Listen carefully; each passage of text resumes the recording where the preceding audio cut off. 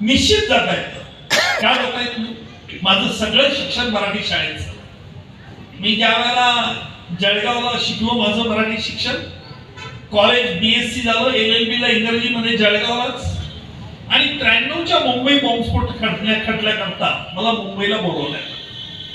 माझ्या मनात हा पहिला प्रश्न उपस्थित राहिला की मी विचार मराठीत करणार, त्याचं इंग्रजी ट्रान्सलेट करणार, आणि ते माझं इंग्रजी आणि मुंबईच्या वकिलांचं हायफाय इंग्रजी जमेल का? पण एक लक्षात ठेवलं पाहिजे की आपल्या अंगी जर आत्मविश्वास असेल आणि आपल्याला करून दाखवण्याची काही कर्तव्याची धमक असेल तर आपण आयुष्यात यशस्वी कधीही होऊ शकतो. आपलं आयुष्य फक्त आनंदाने बागडण्याचं क्रीडांगण नाही, तर ते प्रतिकूल परिस्थितीत झुंज द्यायचं एक रणांगण आहे. ही भावना तरुणांनी ठेवली. मग तरुण हे क्षेत्र कुठलंही असू शकेल, समाजकारण असेल, राजकारण असेल. त्यामुळे ऍडव्होकेट विजय कुऱ्हाडे यांना या निमित्ताने मी एवढं सांगेन की प्रामाणिकपणे आपण दिलेला सल्ला हा आपल्या पक्षकाराला फार रुचतो, कारण आपला पक्षकार आपल्यापेक्षा हुशार आहे हे आपण मनात लक्षात ठेवलं पाहिजे.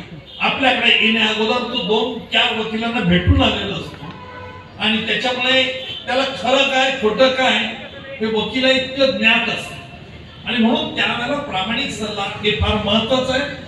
मराठी भाषा असली तर आपण मातृभाषेत विचार करतो, आणि मातृभाषेतून आपल्याला जे एक्सप्लेन करता येतं ते परकीय भाषेतून एक्सप्लेन करणं थोडं अवघड जातं. फार कठीण असं नाहीये, कारण या देशातील नामवंत वकिलांशी मी बॉम्बस्फोट खटल्याच्या निमित्ताने सामना केलाय. मला कधी इंग्रजी भाषेची अडचण आली नाही, कारण विचार नंतर आपलं इंग्रजी इतकं चांगलं होतं की त्यांच्या इंग्रजीपेक्षा आपण मात करू शकतो, कारण व्याकरण दृष्ट्या आपण इंग्रजी चांगलं बोलू शकतो, त्यांचं व्याकरण दृष्ट्या चांगलं नसतं, असा माझा अनुभव आहे. वा, असणं हे मराठी माणसाचं चांगलं लक्षण आहे. बुद्ध परंपरा चालू ठेवल्याबद्दल अनिकेतसाठी एकदा जोरात टाळ्या होऊ द्या. अनिकेत निकम त्यांची परंपरा चालवत आहे. पण मला अनिकेत तुला प्रश्न खास हा विचारायचा आहे, कारण बऱ्याच दिवसापासून हा मनात आहे की सर एक आदर्श प्रतिमा आमच्या समोर सगळ्यांसमोर आहे, तुझ्यासमोर आहे. अर्थात एकीकडे ते एकेका कसाब सारख्या अगदी वेळेला, आणि किती नावं सांगू त्या आरोपींची, या सगळ्यांना फाशीचा धक्का किंवा जन्मठेपेला द्या, आणि एकीकडे तू आहे जो अनेक आरोपींना सोडण्याच्याच मागे लागलाय. मग शिल्पा शेट्टी असो, नाहीतर अनिल देशमुख असो, नाहीतर अजून कोणी असो, नारायण राणे असो, अशा मोठमोठ्या लोकांना सोडण्याच्या मागे तू लागलाय. ह्याचं रिफ्लेक्शन घरामध्ये कधी दोघांच्या वादात पडतो का? तुमच्या प्रश्नांवरून असं दिसून येतंय की तुम्ही देखील एक उत्कृष्ट वकील झाला असता, कारण उलट तपासणी घेत असताना एखाद्या विटनेसला कसं अडचणीत आणावं हे तुम्हाला चांगल्या प्रकारे ज्ञात आहे. सर्वप्रथम मी विजयजींना त्यांच्या आजच्या नवीन ऑफिसच्या ओपनिंग बद्दल खूप खूप तुमच्या स्वभावात ते झळकत आहे अशी अपेक्षा व्यक्त करतो. आणि ज्यांच्या कार्यक्रमासाठी आज आपण मोहब्बत को फना कौन करेगा, खुदा की मोहब्बत को फना कौन करेगा, अगर सभी बंदे नेक हो तो गुनाह कौन करेगा, और कोई बेगुनाह जब फंस जाए कानून के शिकंजे में, और कोई बेगुनाह जब फंस जाए कानून के शिकंजे में, तो उस बेगुनाह की पैरवी म्हणजे वकील, उस बेगुनाह की पैरवी एक वकील ही करेगा. त्यामुळे आमचं असं म्हणणं असतं, जे बचाव पक्षाचे वकील आहेत, की प्रत्येक व्यक्तीला त्याचं निर्दोषत्व सिद्ध करण्याचा त्याच्याकडे अधिकार आहे. मग ते अनिल देशमुख असतील, शिल्पा शेट्टी असतील किंवा कोणी असेल, आणि त्यांच्या वतीने जेव्हा मी युक्तिवाद करत असतो तेव्हा मी ठामपणे मांडत असतो की त्यांनी कुठलाही गुन्हा केलेला नाही. आणि हल्लीच्या काळात आपण बघतोय आरोप जरी असले तरी लोक मंत्री होतात. त्यामुळे आजच्या काळात आरोप सिद्ध होणे आणि आरोप करणे यात खूप अंतर आहे. आणि एखाद्या प्रायव्हेट व्यक्तीचा म्हणजे आता समजा निफाडकर साहेबांवरती उद्या खोटे कुणी आरोप केले तर तुमची बाजू मोठे निकम साहेब मांडवू शकत नाही, ज्युनियर निकम साहेबच लागतील, किंवा विजयजी आता जास्त जवळ आले. त्यामुळे निश्चितपणे बचाव पक्षाचे वकील किंवा सरकारी वकील एका नाण्याचे दोन बाजू आहेत. हम है तो क्या हम है, तुम्ही तुम हो तो क्या तुम हो, अशा पद्धतीने न्याय व्यवस्थेत बचाव पक्षाच्या वकिलाला व सरकारी वकिलाला त्यांच्या पक्षाची बाजू मांडावी लागते आणि न्याय देवता न्याय निर्णय देत असते.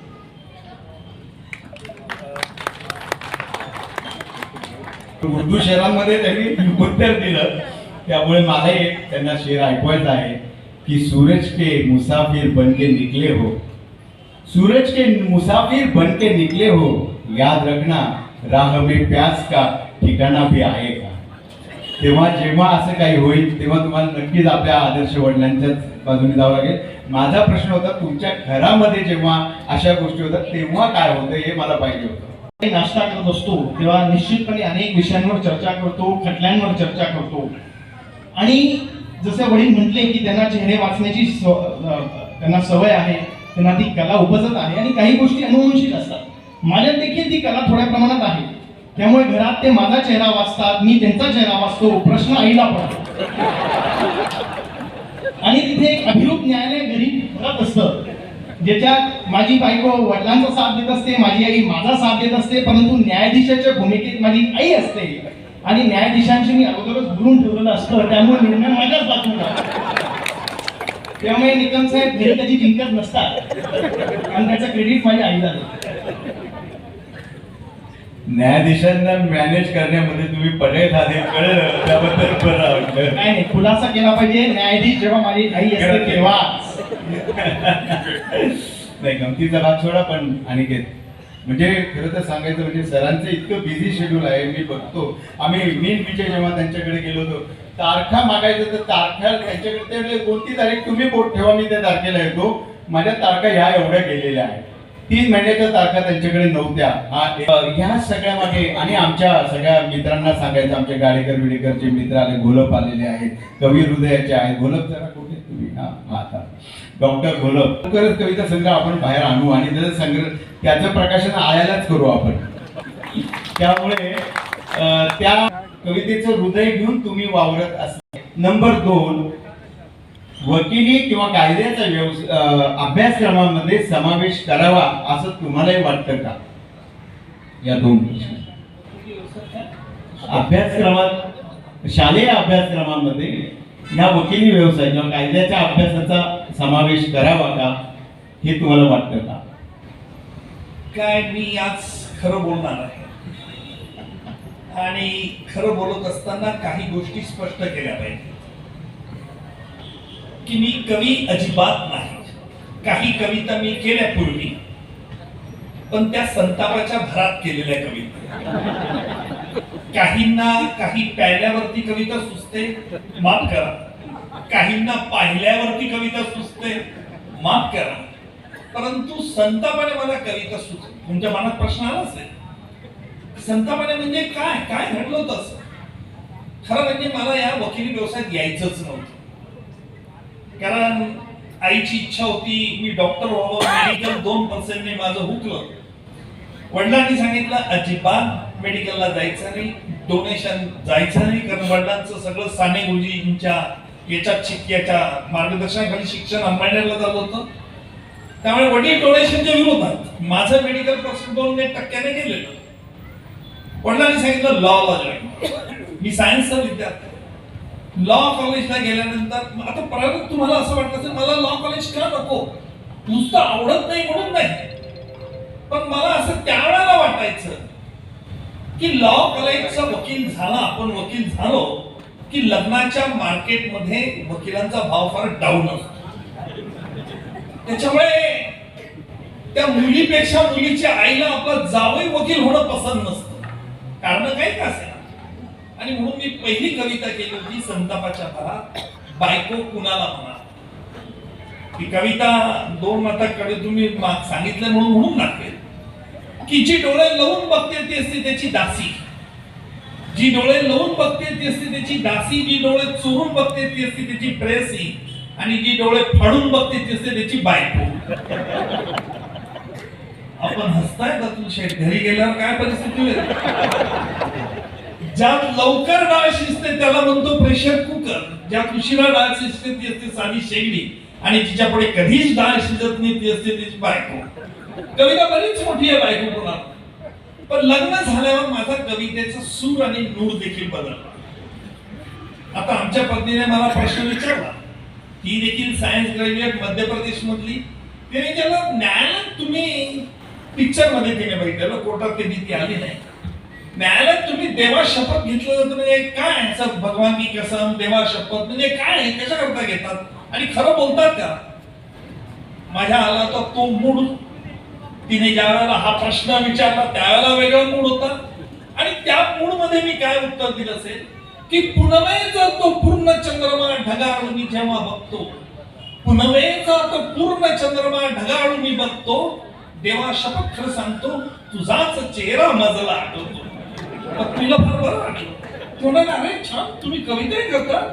म्हणलं सांगू? म्हणून सांगा.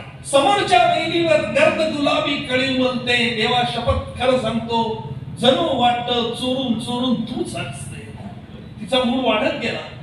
मला आणखी मग त्याच्यामुळे स्फुरण आलं आणि स्फुरण आल्यानंतर मी पुन्हा एक कविता पुढची ओळ म्हटली. आडोशातली झुडपामधली जेव्हा जेव्हा पाने हलती, आडोशातली झुडपामधली जेव्हा जेव्हा पाने हलती, तेव्हा शब्द खरं सांगतो याद येते म्हणजे भलती सलती. म्हणजे म्हणू का पुढे कविता बंद करा. तिथून कवितेला माझा रामराम झाला. पुढे वकिली व्यवसाय करतो. जळगाव जिल्ह्याला जिल्हा सरकारी वकील म्हणून होतो. आता तुमचा दुसरा जो प्रश्न आहे की कायद्याचा हा अभ्यासक्रम याच्यात आणला पाहिजे. माझ्या मते कायदा हा मोठा विषय आहे. कायद्यात एवढे आमूलाग्र बदल होत असतात. कारण इंग्रज आता आपण बघितलं असेल सध्या की कायदे इंडियन पिनल कोडला नाव वेगळं, एव्हिडन्स ऍक्टला नवीन काय वेगळं, क्रिमिनल प्रोसिजर कोडला नाव वेगळं आणि ही नावं बदलून ब्रिटिश आपल्याला मनातून हे नामशेष करता येत नाही. ज्या काही कोणी गोष्टी चांगल्या केल्या असतील त्या आपण अंगीकारल्याच पाहिजे. त्या झिटकारून टिटकारून त्याचा काही उपयोग होत नाही.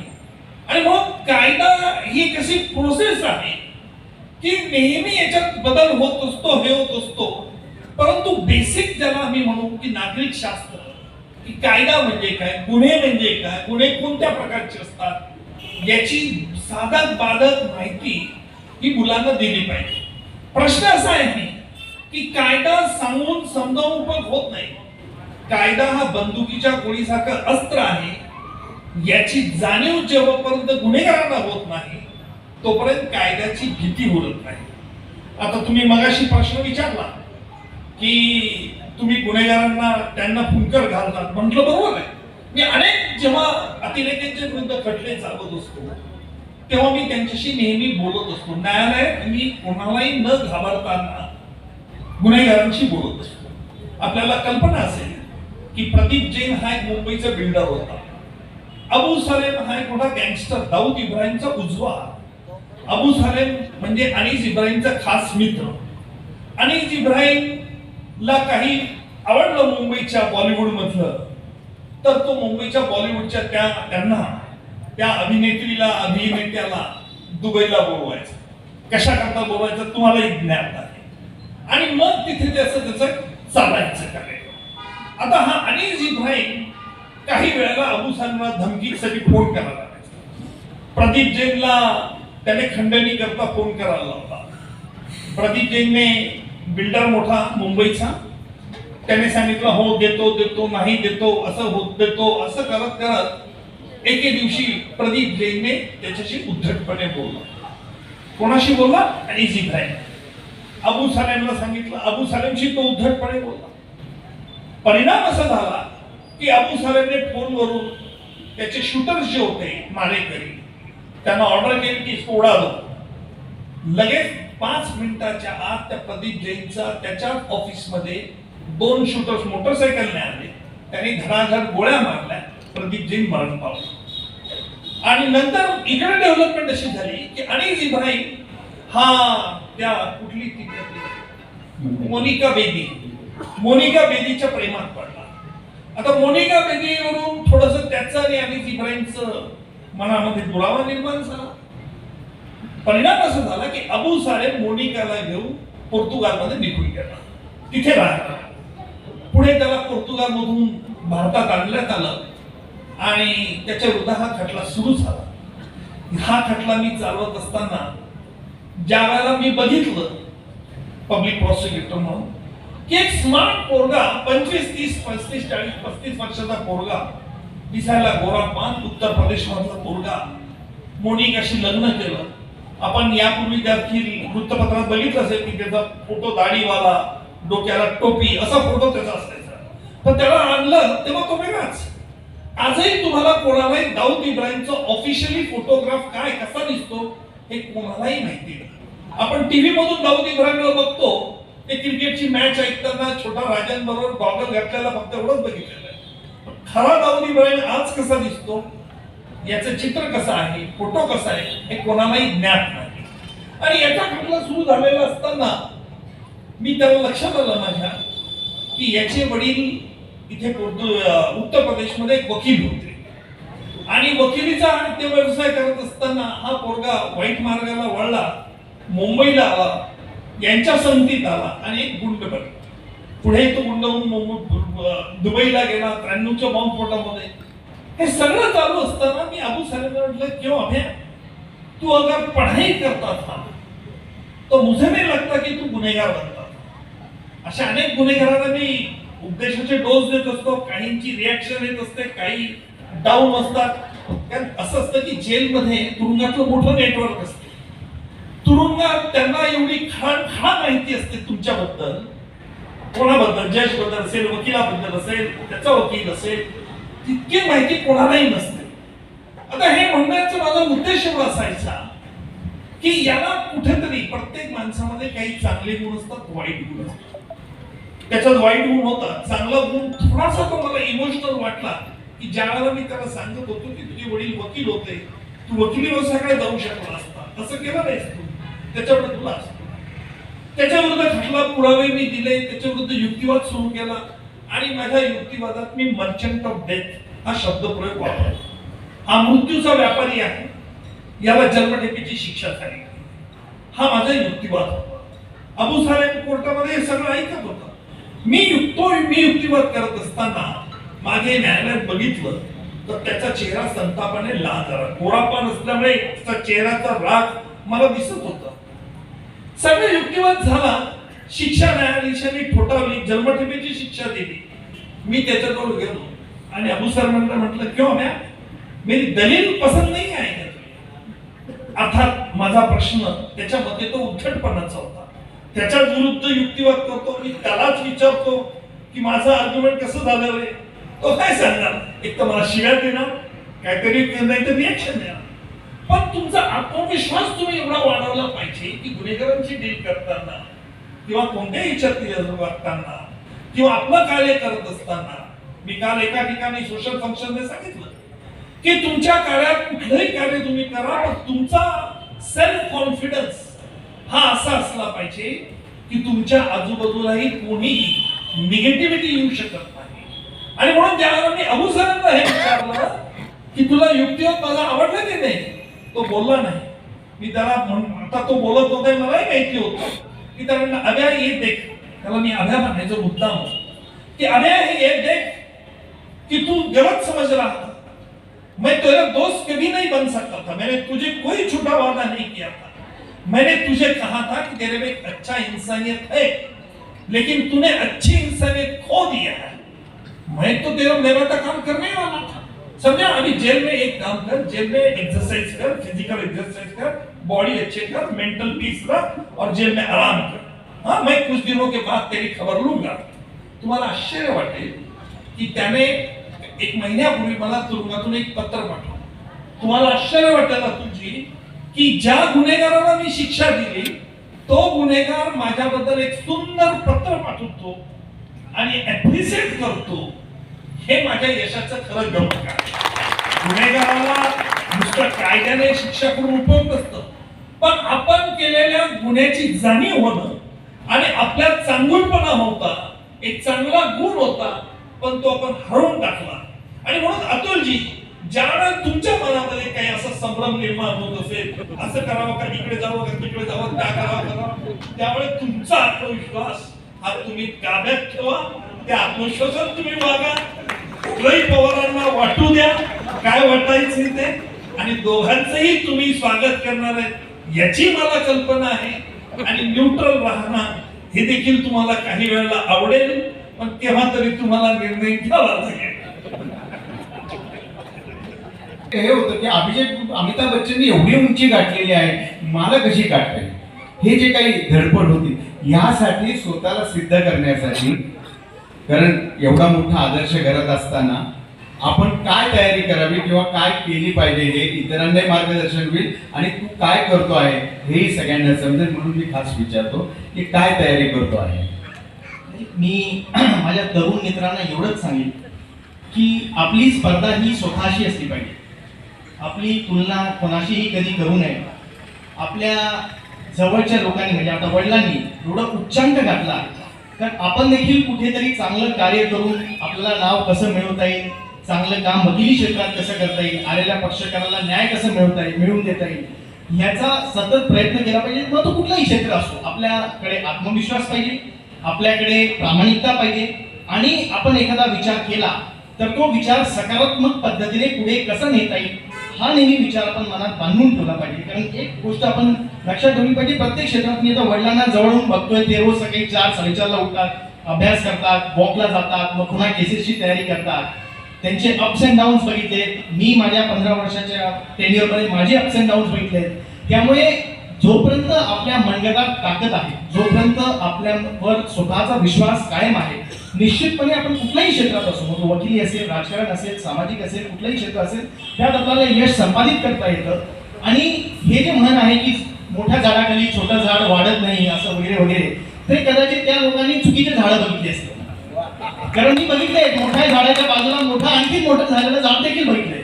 त्यामुळे ही जरी वाक्प्रचार असला तरी स्वतःमध्ये आत्मविश्वास पाहिजे. आणि पुन्हा एकदा मला एक काय आहे, साहेबांकडे बसल्यामुळे पटापट हिंदी काहीतरी शेरोशायरी आठवते. जल गया मेरा घर तो फिर बचा ही क्या है, जल गया मेरा घर तो फिर बचा ही क्या है, और अगर बच गया मैं तो फिर जला ही क्या है. नसीब है मेहनत का नतीजा है मुकद्दर अपना, मेहनत का नतीजा है मुकद्दर अपना, वरना हाथों की लकीरों में तो लिखा ही क्या. त्यामुळे हातातल्या मनगटावर विश्वास ठेवला पाहिजे, प्रामाणिकपणे काम केलं पाहिजे. वडिलांची पुण्याई असते, आई वडिलांची पुण्याई असते, त्या पुण्याईवर विश्वास ठेवून बेधडकपणे धडकलं पाहिजे. निश्चितपणे यश त्या पद्धतीने आपल्याला संपादित करता येईल. या अशा कोणत्या क्वालिटी काय की मुलाचं फार कौतुक करू नये. लाडाने मुलं बिघडतात. त्याच्यामुळे मी जाहीररित्या अनिकेतचं कौतुक करणार नाही, पण एक गोष्ट मात्र निश्चितपणे सांगेन की तुमचं व्हॉइस मॉड्युलेशन जे आहे ते अनिकेतला चांगलं जमतं. की आवाजामध्ये तुमच्या नेहमीच हा चढ उतार असला पाहिजे, कारण समोरच्या व्यक्तीवरती जर तुम्हाला छाप टाकायची असेल तर तुमच्या आवाजातला चढ उतार पाहिजे.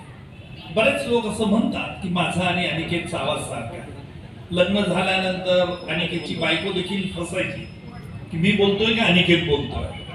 मग अनिकेत मिश्किल असल्यामुळे आम्ही दोघेही तशी टिंगल करायचो.